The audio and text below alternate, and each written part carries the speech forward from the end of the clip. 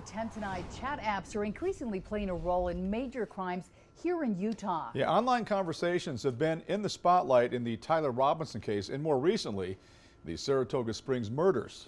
David Ochoa looks at why this appears to be more prevalent and joins us live. David.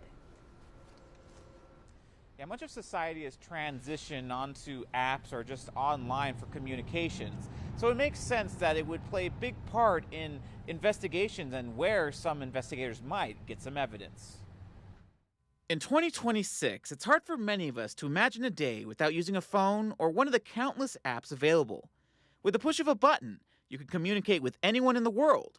But as we've learned recently, those messages can potentially be valuable to criminal investigators. When I left the DA's office 7 years ago, there was no such thing as ChatGPT, Discord, Telegram, but now that's where so much of the action is at. Former prosecutor and current defense attorney Nathan Evershed mentioned those three apps because recently unsealed arrest warrants show investigators looking into them for evidence in the Saratoga Springs homicides from last March, such as the mention of the sale of a, quote, dirty gun on Telegram.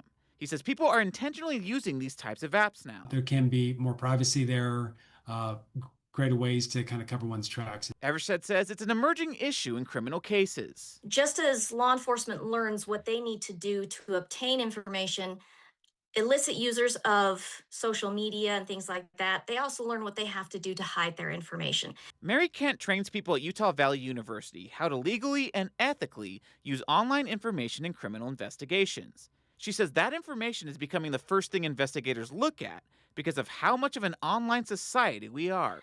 It is not being used as criminal evidence on its own. It's more of a support. So you still have those traditional investigative methods. Now, Kent says that most people do use these apps innocently, but the secure nature does lead it to some people using it for illicit activities or at least conversations about it. Now, she said it's not just those apps like Telegram or those secure ones. It's also more basic apps like Facebook and others.